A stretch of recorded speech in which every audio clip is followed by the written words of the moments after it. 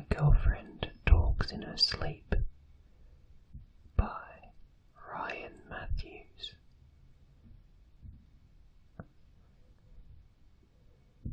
I'm infatuated with her, utterly infatuated, and it wasn't at a healthy level, far from it. I would think about her every moment she was away. I would sometimes sit on my couch and just stare at my phone waiting for her to text. I'd tell myself, don't contact her, don't, it will come off as too strong. But then I'd still find myself clicking her name on my contact list before my inner voice would continue. You don't want her to know how desperately smitten you are with her. It's unattractive. It will scare her off. No, you must wait for her to call you this time. But it was excruciating and exhausting. Almost unbearable. I once heard that the ancient Greeks believed that falling madly and irrationally in love with somebody was a curse that you would wish upon your enemies. I could never understand what they meant. After all, isn't falling heads over heels in love the ultimate goal nowadays? But now that it's happened to me, I have to say, the ancient Greeks were right. This is a curse. I have barely no control of myself, almost as though my infatuation with her had possessed me. The two of us were sexually active together, but still in the dating phase. We were at that make or break era of a blossoming relationship, where we'd either have the dog and formally be in a relationship, or we'd start to slowly drift apart. The latter of which I don't think I'd be able to cope with. Honestly, I wouldn't be able to. About her captivates me. The way she holds her hand over her mouth when she laughs. How she'd caress the pendant of a necklace when she's frightened. How she twirls her hair in her finger when she is excited. All of it. Her smell, her smile, her eyes. Yeah, I know. Probably makes you sick reading about it. I feel the same way. I was never the hopeless romantic type, but now I can't stop fantasizing about her. I think about us doing the long 3-hour hike up to that magnificent view from one of our first dates, to that first kiss as we overlooked the lights of the city. But this time, I'd get down on one knee, bring out the ring, and, well, you know what happened next. Alright, fine, I'll stop. Yes, this is a girl I've only been dating casually for a couple months. I shouldn't be thinking about proposing yet. I know that. I'm just barely able to control myself any longer.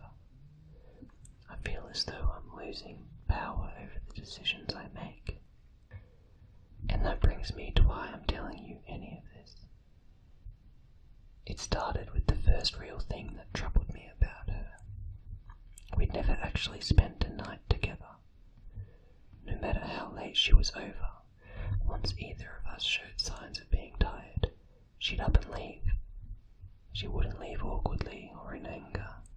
Just a casual kiss goodnight, a smile, and a call me soon. It was something I didn't really even notice the first few times she did it. But after almost 8 weeks of dating, it was becoming strange. I'd have to ask her about it. It took drinking almost an entire bottle of wine before I had the courage to do it. She looked almost defeated when I asked and lowered her eyes in embarrassment. I knew this talk would come eventually. She started. She took in a deep breath with a long drawn-out exhale. Recently, she paused. I've started talking in my sleep. She shook her head in embarrassment. It's called somniloquy. I looked it up. I shrugged and laughed out loud. My demeanour seemed to say, "That's it." "No, Stephen, listen," she said. She wasn't laughing. It's bad. It's completely out of control. It's not just random words or gibberish. No, it's horrible. I say horrible, disgusting things. She was starting to raise her voice, breathe heavy and tear up. I approached her and held her. I told her it couldn't be that bad. I told her to spend the night. I told her she was probably exaggerating. I was wrong. That night she stayed at my house, but she warned me of something before falling asleep. Whatever you do, don't wake me up. It makes me really scared and disoriented if that happens. And don't respond to me either, just ignore it. I nodded and agreed. If it becomes too much, she continued, just leave the room and sleep on the couch. I won't mind. I told her not to worry about it, and I told her that it wouldn't be a big deal. I told her I wouldn't leave to the couch. I'd stay right beside her in the bed all night. But I was wrong.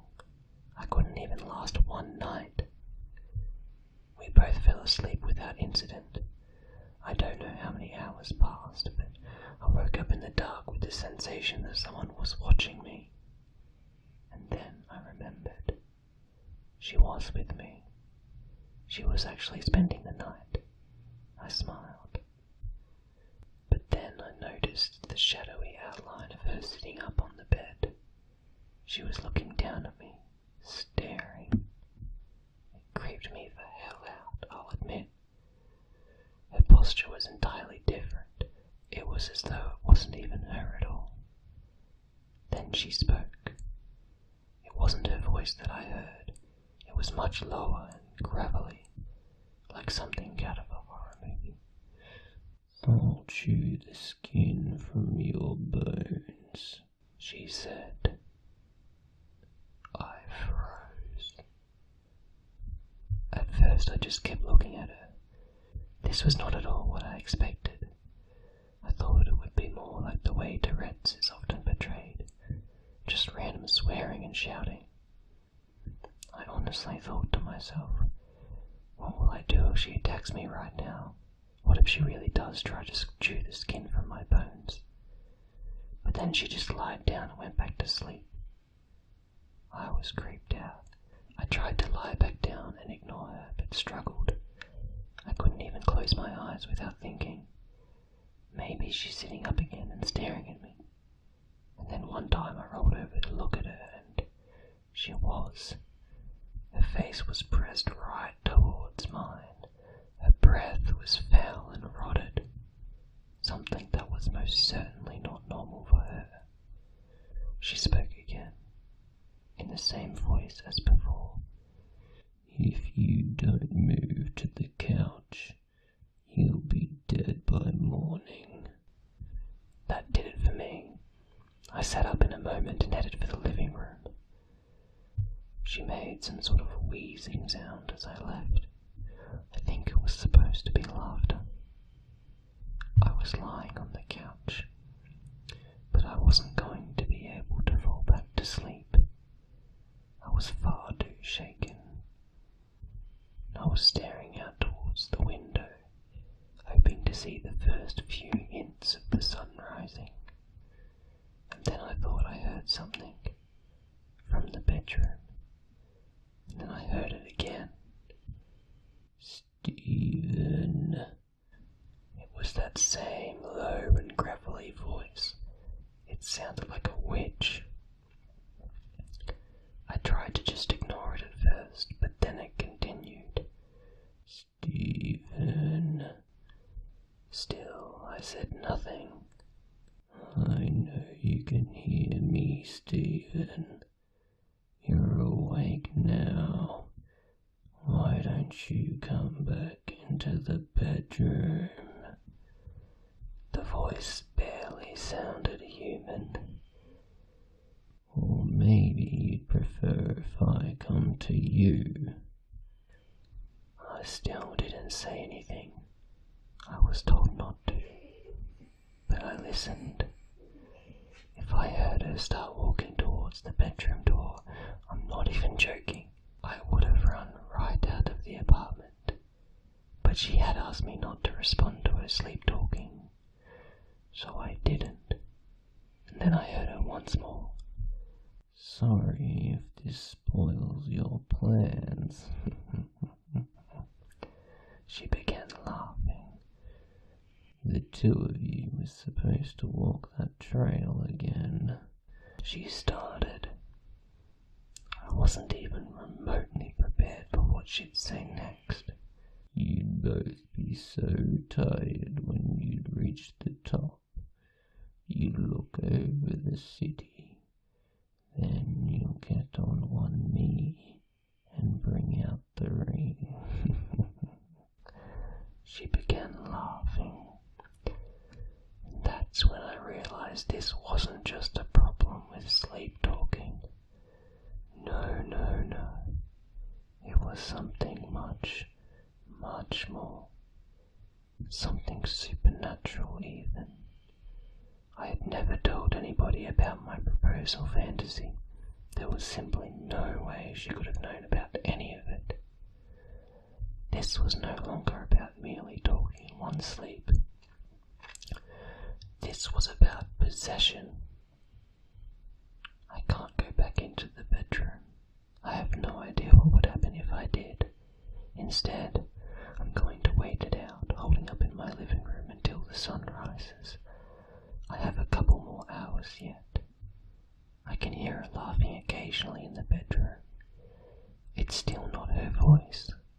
Still that same low-pitched crackle.